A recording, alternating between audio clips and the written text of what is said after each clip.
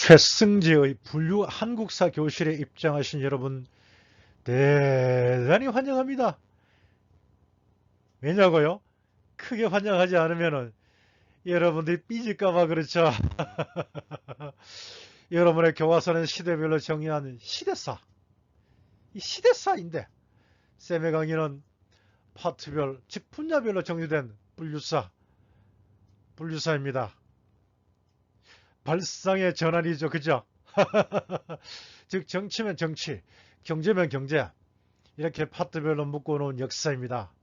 이 분류사는 시대사가 미치지 못하는 부분에 대하여 보완 역할을 충분히 하리라 믿습니다. 국사를 단순히 암기 과목이라고 생각했던 학생들은 새로운 경험을 하게 될 것입니다. 그야말로 신세계. 그리고 문제는 수록하지 않았습니다. 왜냐하면 아무리 좋은 옛상 문제라고 하더라도 똑같이는 절대로 출제되지 않습니다. 그러므로 기출문제로 오답을 정리하면서 반복적인 연습을 통하여 문제 해결 능력을 기르면 어떤 새로운 형태의 문제라도 해결할 수 있는 응용력이 생깁니다. 창조는 모방에서 나오기 때문입니다. 여러분 믿습니까? 믿으셔야 합니다. 본 강의는 대학 수학 능력시험과 한국사 능력 검정시험 기본, 즉 4급에서 6급 과정에 초점을 맞추었습니다. 그러므로 초, 중, 고 일반인들이 수강할 수 있는 강의입니다. 수강료는 구독과 좋아요로 대신 하겠습니다. 참신하지 않습니까, 여러분? 여러분 준비되셨나요? 준비되셨다면 본격적으로 강의를 시작하겠습니다.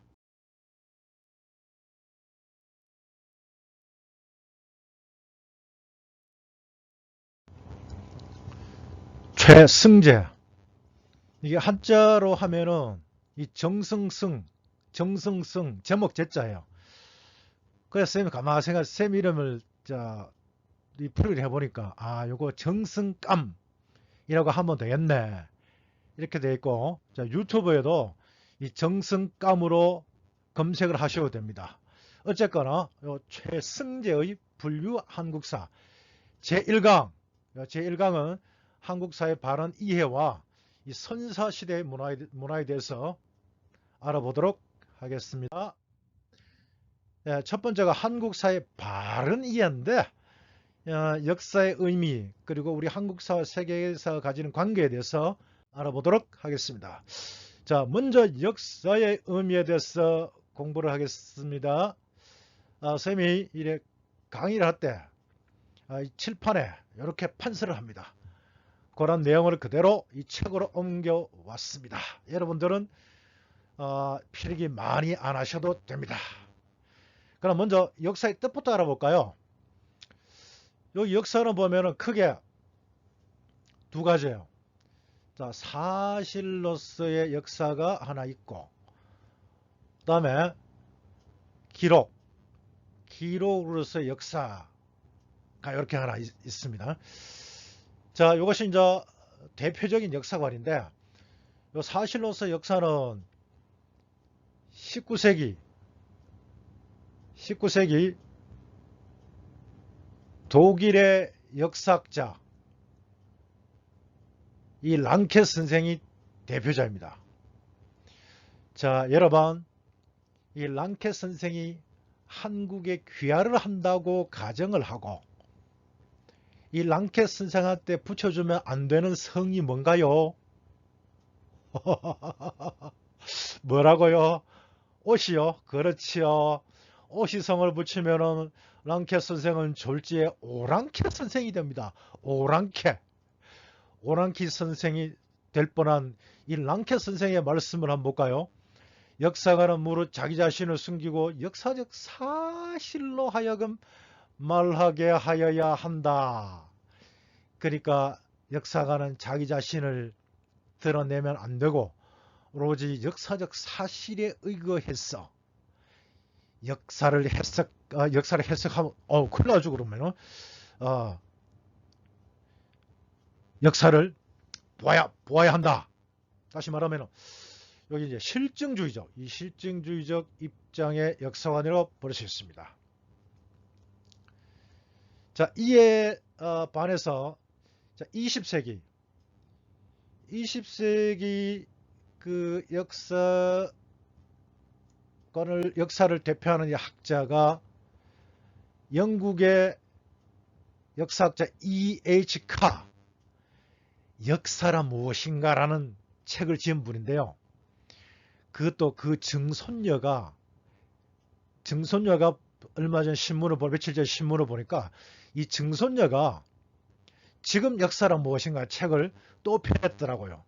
쌤은 아직 읽어보지는 않았습니다만은 이 E.H. 카의 역사란 무엇인가 이 책은 70년대 여러분들 할아버지쯤 됩니까? 이 70년대 대학생들의 필독서입니다. 당시 그 대학생들이 이 What is history? 발음이야. 여러분 여러분보다 못하지만은 외국인들은 알아먹는 발음입니다. 믿거나 말거나. 이 역사는 무엇인가라는 책이 얼마나 유명했던지 이 책을 읽지 않으면은 지성인이 아니라고 했을 정도로 아주 유명한 책입니다. 여러분들 시간 나면은 한번 읽어보시기 바랍니다. 요 E.H. 카, 요 카는 이 스펠이 C-A-R-R 카에다가 R이 하나 더 붙였어요. 그래서 쌤은 이것을 기념하여 자동차가 2대라고 표현하고 싶어요. 이렇게 말하니까 어떤 학생이 쌤 카라면서요. 혹시 그거 소주 2잔이 아닙니까? 라고 이야기하더라고요. 이 카는 역사는 현재와 과거의 끊임없는 대화이다. 역사가는 자신의 생각으로 자신의 사실을 만든다고 그랬습니다. 그러니까 역사적 사실에다가 자신의 견해를 거기다가 집어넣는다는 이야기입니다. 그래서 이거는 다른 말로 상대주의라고 이렇게 표현해 볼 수도 있습니다. 그러면 여러분이 이 처음부터 제대로 이 역사를 공부하고 있는지 그것을 확인해 보겠는데요. 곧 들어가기 전에 이분들처럼 선생님도 대단한 대학자는 아니지만 그래도 나름대로 소학자라고 말해도 되지 않겠습니까, 여러분? 네. 그래서 쌤도 이 역사란 무엇인가에 대해서 정의를 한번 내려봤습니다. 쌤은 어떤 정의를 내렸냐면 요 위에 있습니다. 역사가들의 연구에 의한 가치 있는 과거 사실이다. 이렇게 정의를 내려봤습니다. 역사가들의 연구에 의한 가치 있는 과거 사실요. 왜 이렇게 이야기를 했느냐? 쌤은 이 강단에 여러분들에게 역사를 강의하는 그 경험을 되살려보니 그렇더라 이 말입니다. 예를 들어보겠습니다. 흥선대원군 이항 아시죠? 그 흥선대원군이 음식을 잘못 먹었는지 아니면 과음을 했는지 모르겠습니다만은 삿설을 했습니다. 삿설. 거꾸로 하시면 돼요. 삿설. 그 같이 있어요. 고로 역사책에 기록되지 않습니다.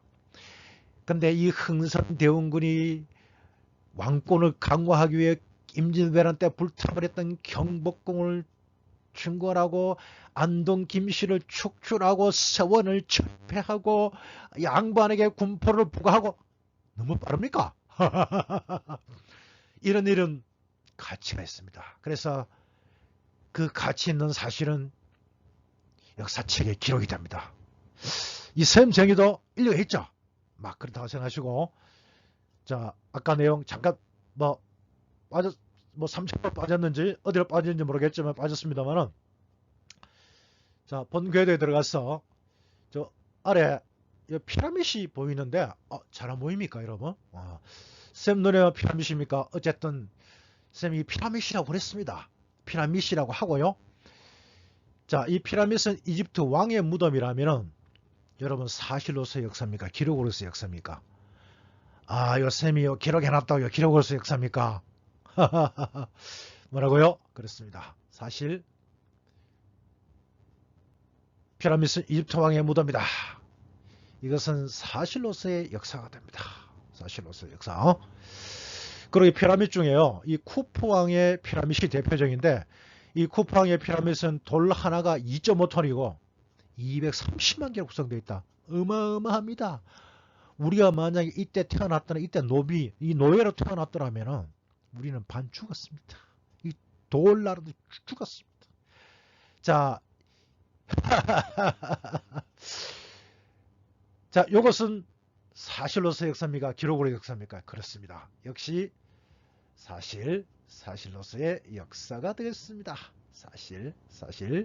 사실로서의 역사가 됩니다. 네. 근데 세 번째 보니까 뭐 이렇게 해석을 해놨죠. 이 피라미드의 축제는 왕권의 강대함과 더불어 백성들의 고통의 크기를 나타낸다. 아, 역사가들이 해석을 해놨나요? 역사가들이 재구성을 해놨습니다. 자, 이것을 우리는 뭐라고요? 기록으로서의 역사다. 이렇게 말을 할 수 있습니다. 네. 자, 요거 뭐 기초 과정입니다.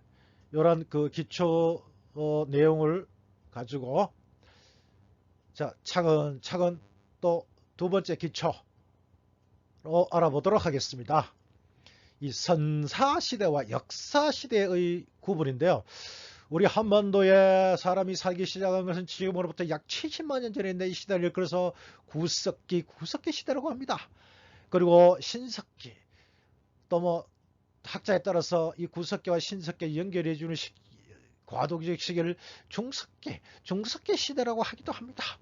그리고 이 석기 시대가 지나면 금속을 사용하는데 가장 먼저 사용한 금속이 바로 구린 녹이 있습니다. 펄은 녹이 있습니다. 그래서 펄을 구리동이라고 해서 청동기 시대라고 이야기합니다. 여기까지를 우리나라에서는 선사시대라고 이야기하고 초기 철기부터 이끌어서 역사시대라고 이야기합니다. 그러니까 이 선사는 한자로 쓰면은 여러분들 참 국사도 싫어하는데 여기다 쌤이 한자까지 적어서 참 미안하게 생각합니다. 그렇지만 이거는 쌤 조차가 하는 것이 아니고 다 여러분들을 위해서 하는 것이니 이해해 주시기 바랍니다. 이해 뭐 안 하면 어렵겠다. 요 선자가 먼저 선자입니다. 역사사, 그리고 역사 이전 시제라는 뜻이. 알고 보니까 쉽죠? 간단하죠? 자, 그럼 여러분 시청각에 요 선사시대와 역사시대를 구별 짓는 기준은 뭐라고 생각합니까? 쌤 또 한자로 적습니다. 여러분이 그 한글로 생각할 시간적 여유를 주는 겁니다. 이게 만약에 사람 이름이라면 남자 이름이 아니고 여자 이름이 될 것입니다. 여자 이름에 가깝습니다. 여기 뭡니까? 문이죠. 문. 요거는요. 희요. 그럼 이게 문희라고요? 그럼 선사시대와 역사시대를 구별 짓는 기준이 문희가 돼요? 혹시 여자친구 이름 아니에요? 아니라고요? 그럼 누구요? 엄마 이름이라고요? 아, 그렇군요. 예. 그렇지만 애석하게 요거는 문희가 아니고 문자가 되겠습니다. 문자. 예, 그렇게 알아두시고요. 그러면은 이제 초기 철기 시대부터는 이제 이 문자가 있으니까 기록을 했습니다. 그 기록을 통해서 이제 우리 역사를 알 수가 있겠죠. 그러면 선사시대 역사는 우리가 우회합니까? 뭐 구석기 시대는 뭐 뗀석기를 사용했는데 그 중에 주먹도끼가 대표적이고 뭐 사냥을 했고 뭐 신석기 시대는 이 뭐 간석기 농기구를 사용했고 뭐 비싼 모니터기를 사용했는데 뭐 곡식을 저장 이런 거 우리 어떻게 알아요? 이야, 이 시대는요. 자, 그래도 다행히 이 시대 사람들이 살았던 생활했던 터가 있습니다. 그걸 뭐라고 그래요? 유적이라고 그래요. 유적. 그리고 이 유적에는 반드시 뭐가 나옵니까? 그때 사용했던 뭐 그릇 같은 거, 뭐 연장 같은 거 이런 게 나오겠죠. 그걸 여러분들 뭐라고 그래요? 그렇습니다. 유물, 이것을 일컬어서 유물이라고 합니다. 이 유적과 유물로 파악할 수 있는 시대를 우리는 선사시대라고 이야기합니다. 그렇다면 여러분들 궁금증이 생기지 않습니까? 이 역사학자들은 이 유적과 유물을 통해서 이 시대를 해석을 한단 말이에요. 그러면 우리도 역사학자들만큼은 아니지만 역사학도로서 이 시대의 유적과 유물을 통해서 해석하면 안 되겠습니까? 선생님이 도와드리겠습니다. 기대하셔도 좋습니다. 그러면 앞으로 우리 이 선사시대는 유물 가지고 해석을 하도록 하겠습니다. 다음 내용 한번